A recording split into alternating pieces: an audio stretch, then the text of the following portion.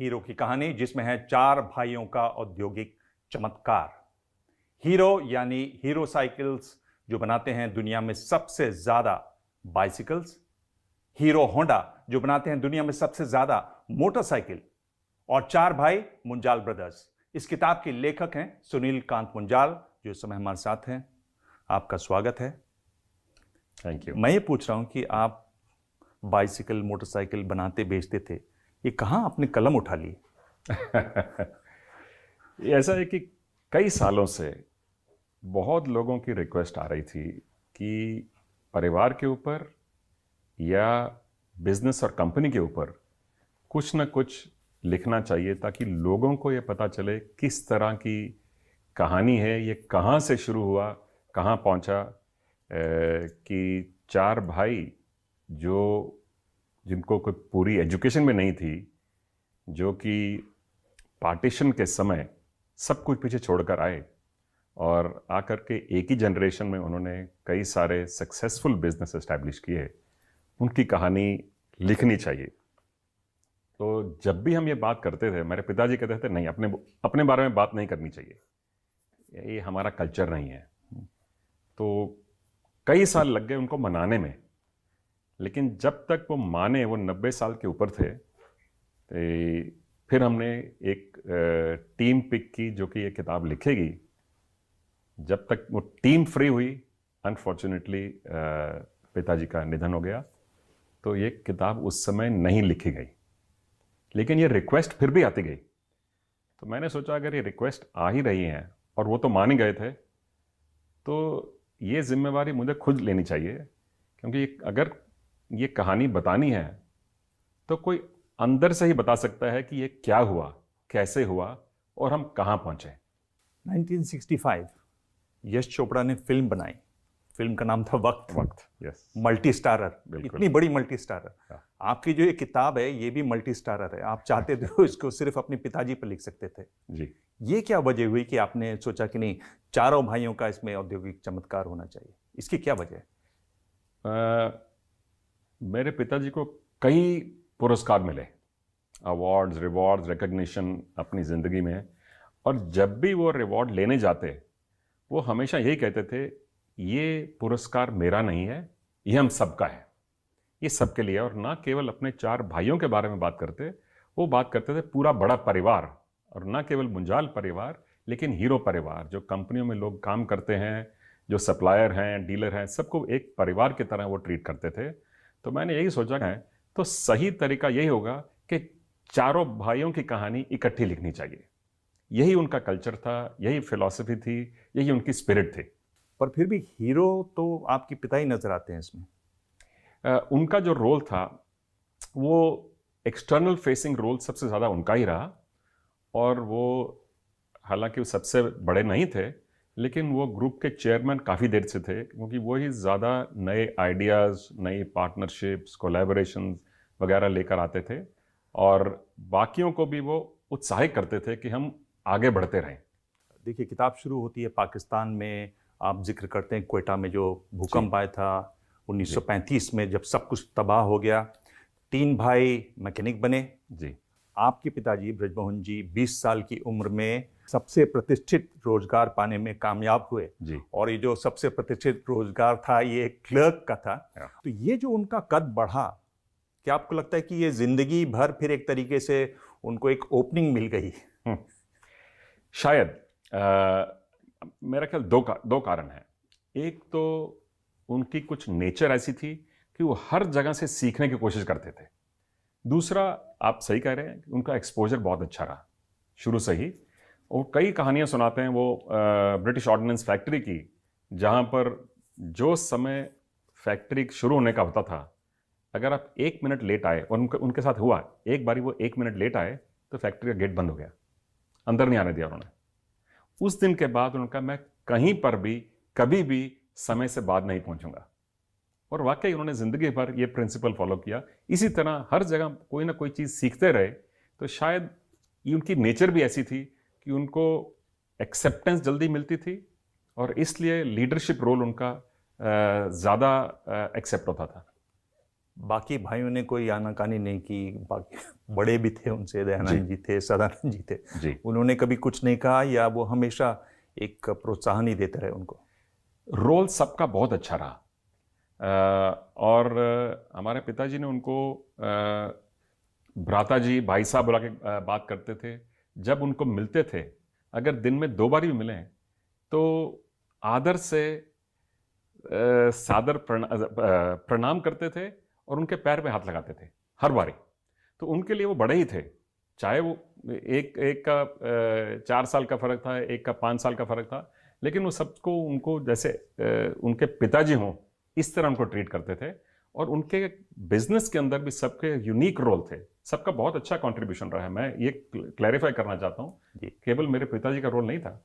जो ओम प्रकाश जी थे, चाचा जी, वो फैक्ट्री में, प्रोडक्शन में, क्वालिटी में और डीलरशिप रिलेशन में बहुत अच्छा उनका रोल रहा। पिताजी जिनको बुलाते थे, मेरे ताया जी थे जो सत्यानंद जी, वो डेली फैक्ट्री मीटिंग वो करते थे फैक्ट्री मैनेजर्स के साथ, सुबह भी और शाम को भी। सवेरे प्लान बनानी दिन में क्या होगा, और शाम को ये देखना कि पूरा प्लान हो गया एग्जीक्यूट कि नहीं, और क्या चीज़ हमारे को कल के लिए करनी है। तो 3 भाई और दयानंद जी के बेटे जो थे विजय जी, उनको फिर पोजीशन दी गई एल्डर्स के साथ। तो सबका क्लियर रोल था और सबका अहम रोल था। किताब में आपने करीब 100 साल की कहानी सुनाई है जी। और एक से एक रोचक किस्से हैं। मैं ये ढूंढ रहा था कि इसको हीरो नाम आपको मिला कहाँ से? वो भी एक बड़ा रोचक किस्सा है। बिल्कुल। जब ये बिजनेस करते थे अमृतसर में, जब ट्रेडिंग करते थे बाइसिकल पार्ट्स की, तो पार्टीशन के आस पास के समय में क्या था कि एक वहाँ पर एल्डरली मुस्लिम जेंटलमैन थे जो बाइसिकल सीट का बिजनेस करते थे। उनके पास ये नाम था। तो मेरे चाचा जी ने उनको पूछा कि भैया हमारे को नाम बहुत पसंद आया, हम अपने बिजनेस का रखना चाहते हैं काम। उन्होंने कहा ठीक है भाई, इतना केवल इतना ही इसका ओरिजिन है। कोई इसमें कोई बहुत बड़ी प्लानिंग नहीं हुई, बहुत बड़ी कोई इसमें कोई मैनेजमेंट कंसल्टेंसी नहीं हुई। ये केवल दोस्ती का जैसे बात करते हैं। उन्होंने कहा हमारे को पसंद है, कहा ठीक है जी, आप भी रख लीजिए। शुरुआती दौर में साइकिल के हिस्से बाहर से आते थे जी। उसमें भाइयों ने एक अनूठी पहल की कि रामगढ़ियों के साथ मिलकर साइकिल के हिस्से बनाने की कोशिश की। आज बात हो रही है आत्मनिर्भर भारत की। क्या संदेश था उनका, और आप कैसे समझते हैं कि इसको आने वाले जितने भी जो उद्यमी हैं, जो अभी काम कर रहे हैं, आने वाले हैं, उनको ये कैसे आप समझाएंगे इस पूरी घटना को? पहले मैं उनको कहूँगा कि ये किताब पढ़ी है। हाँ, ये तो किताब सबको पढ़नी चाहिए। किताब प्लग करनी बहुत जरूरी है। क्योंकि हम जो बात कर रहे हैं आज की डेट में आत्मनिर्भरता की, भारतवर्ष की इकोनॉमी की ग्रोथ की, क्वालिटी मैनेजमेंट और क्वालिटी गवर्नेंस की, अच्छे बोर्ड मैनेजमेंट की, आर्म्स लेंथ ट्रांजैक्शन की, जस्ट इन टाइम मैन्युफैक्चरिंग की, ये सारे के सारी प्रैक्टिसेस, ये जब उन्होंने काम शुरू किया 1956 में हीरो साइकिल्स एस्टैब्लिश की गई। उससे पहले साइकिल पार्ट्स का बिजनेस करते थे, लेकिन जब साइकिल का बिजनेस शुरू किया तो बहुत जल्दी उनको नज़र आ गया कि आप जितनी साइकिल आप बेच सकते हैं, आप उतनी बना नहीं सकते, क्योंकि साइकिल पार्ट्स यूके और ब्रिटेन से इंपोर्ट होते थे। तो मेरे फादर ने कहा कि ये नहीं चलेगा हमारे यहाँ, ये ठीक नहीं है, हम अगर काम करेंगे तो बड़ा काम करेंगे। पहले जब लाइसेंस भी मिला उनको, उन्होंने उस समय भी ऐसा ही काम किया।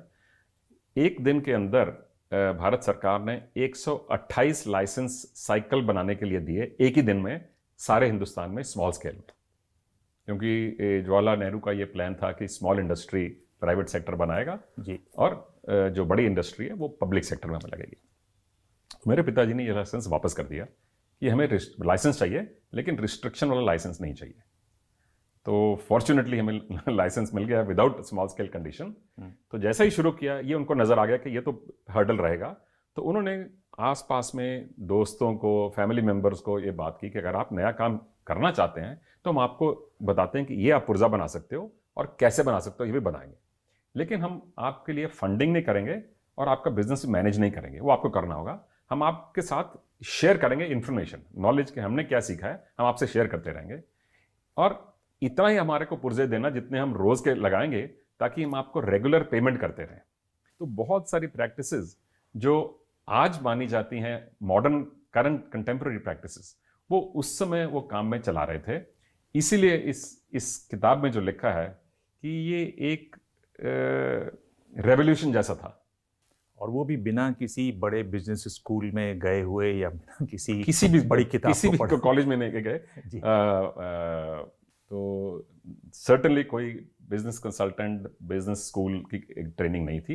ये जो ट्रेनिंग थी वो नेचुरल कॉमन सेंस की ट्रेनिंग थी कि आप वही कीजिए जो सही लगता है, और जो सही है, लीगल है, कंप्लायंट है, और जो ऑनेस्ट है।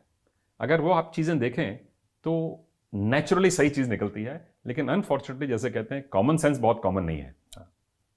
ये जो हीरो ग्रुप है उसका बड़ा लंबा, बड़ा ड्रामेटिक, इंटेंस एक नेगोशिएशन चला होंडा ग्रुप के साथ, जापान के होंडा ग्रुप के साथ। जी।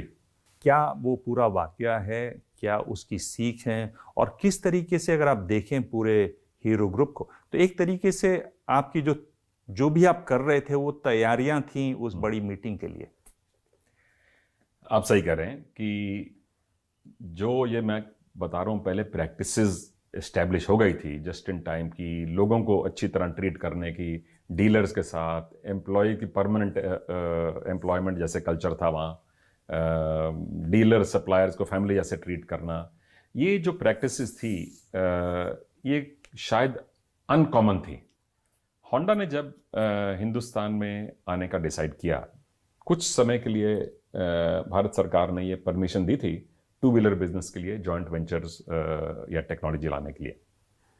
तो हमने भी अप्लाई किया होंडा को, और बहुत सारी कंपनियों ने, 100 से ऊपर कंपनियों ने सब अप्लाई किया, शायद 140 के करीब कंपनियां थी। तो होंडा ने सबसे तो बात नहीं की, लेकिन बहुत सारी कंपनियों को उन्होंने 2, 2.5, 3 साल लगा करके असेसमेंट किया, और लास्ट 2 साल के अंदर 20 कंपनियों से बात करते रहे। 20 से उन्होंने 18 की, 14 की, वो उन्होंने, बहुत लंबी कहानी है। तो बहुत एजुकेशनल भी था हमारे लिए, क्योंकि जैसे वो सवाल पूछते थे हम फिर उसके बारे में सोचते थे ये सवाल क्यों पूछ रहे हैं, क्या ये प्रैक्टिस हमारे अंदर होनी चाहिए या नहीं होनी चाहिए। तो उन्होंने ये कहा, जब फाइनली सिलेक्ट किया हमारे को, 2 कंपनी उन्होंने सिलेक्ट की पार्टनर उस समय, काइनेटिक होंडा एक इस्टेब्लिश हुआ, एक हीरो होंडा इस्टेब्लिश हुआ, काइनेटिक होंडा स्कूटर के लिए और हीरो होंडा मोटरसाइकिल के लिए।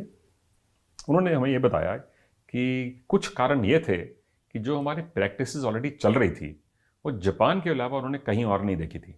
ये जस्ट इन टाइम मैनेजमेंट, लोगों का कंपनी के साथ ऐसे जुड़ना कि पूरी ज़िंदगी वहीं काम करते हैं, और रिलेशनशिप और sharing of knowledge with suppliers वगैरह, ये उनको बहुत पसंद आई। तो नेगोशिएशन तो नेचुरली इंटेंस थी, क्योंकि ये इसके बाद तो शायद हमारी कंपनी की और फैमिली की कंप्लीट फ्यूचर और फॉर्चून बदल ही गया उससे। और एक ऐसा मौका उस समय मिला to build and demonstrate global business in India. एक ये देखा गया जैसे जो भी बड़े औद्योगिक घराने होते हैं और दुनिया भर में देखा गया, तो वो ज़्यादा देर चल नहीं पाते हैं, और ये कहा जाता है कि जब अपने लड़ते हैं तो बहुत बुरी तरह लड़ते हैं। आपके परिवार में ऐसा क्या सूझबूझ रही, ऐसी क्या बातें रहीं कि सब हैं पर और एक साथ हैं? ये शायद हमारी ये बड़ों की ब्लेसिंग भी थी, और उनकी ये ट्रेनिंग भी थी कि जिस माहौल में हम लोग बड़े हुए, जो हमने देखा उनका खुद का बिहेवियर आपस में भी और हमारे साथ, इसका बहुत फायदा हुआ। तो हमने सब ने भी यही कोशिश की कि सबको साथ लेकर के चलें। जब किसी के साथ आपका कोई पॉइंट ऑफ व्यू अलग भी है, आप वो भी एक्सप्रेस कर सकते हैं झगड़ा किए बगैर। सो द पॉइंट इज कि अगर आपका पॉइंट ऑफ व्यू मेरे से फर्क है, कोई डिफरेंट है, तो मुझे ये भी एक्सेप्ट करना चाहिए कि किसी और का अलग हो भी सकता है, वो भी ठीक है।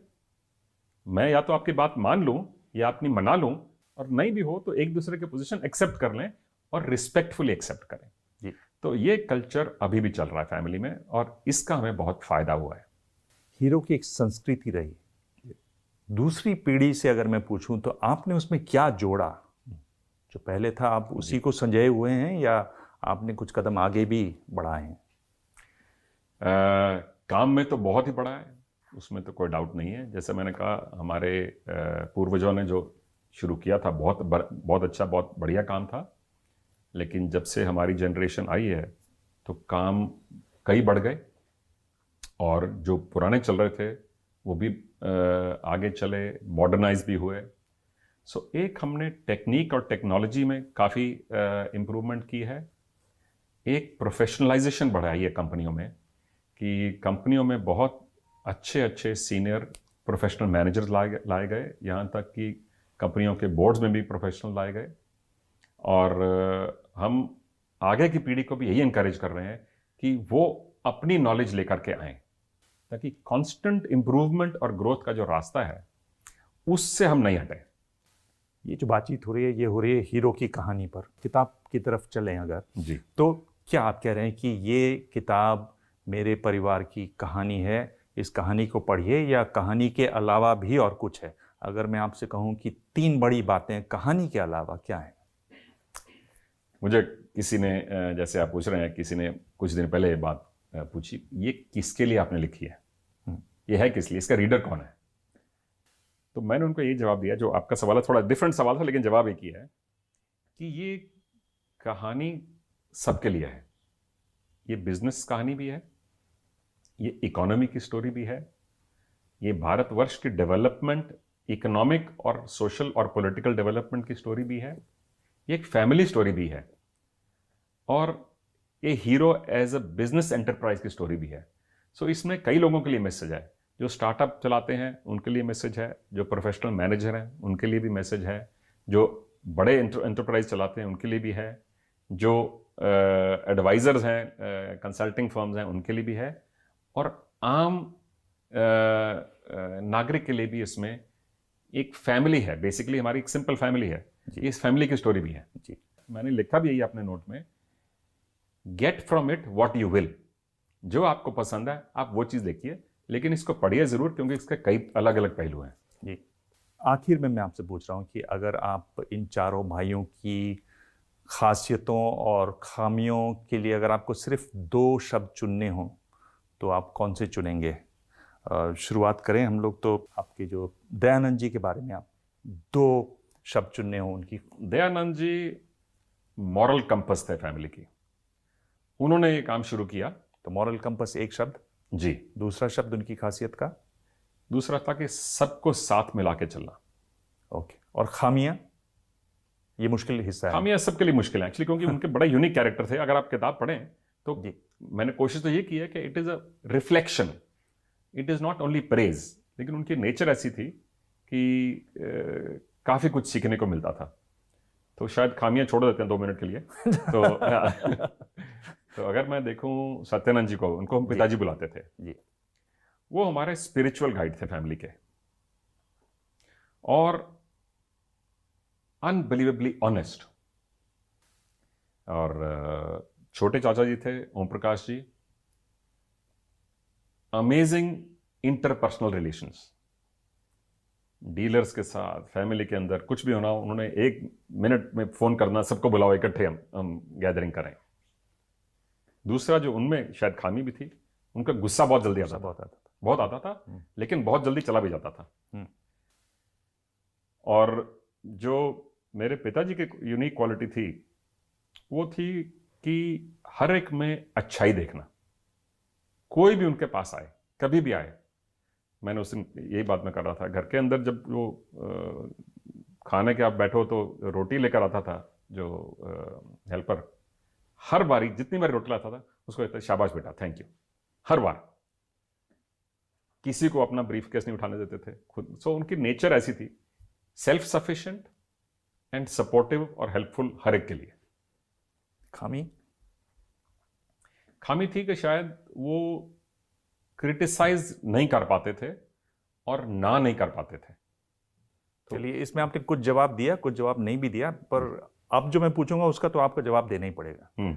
सुनील कांत मुंजाल, 2 खासियतें और 2 खामियां। खासियत, मैं इंजॉय करता हूं लोगों को, people, relationships, making friendships and retaining them.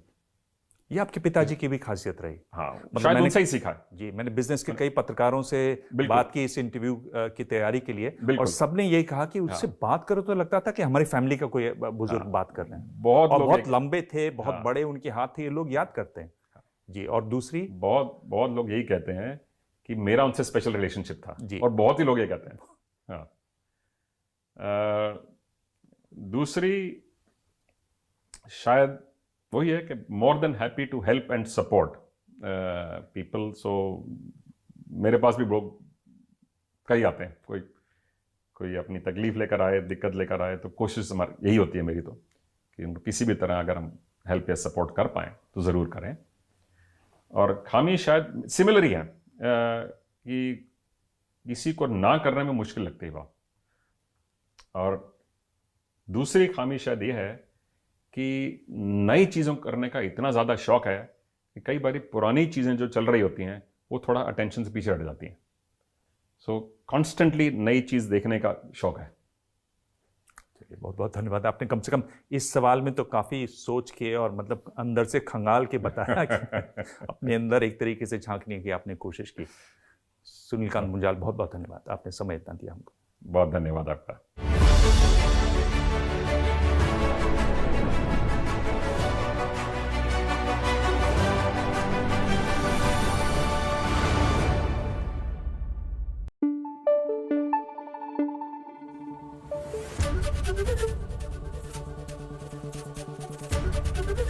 ABP news आपको रखे आगे।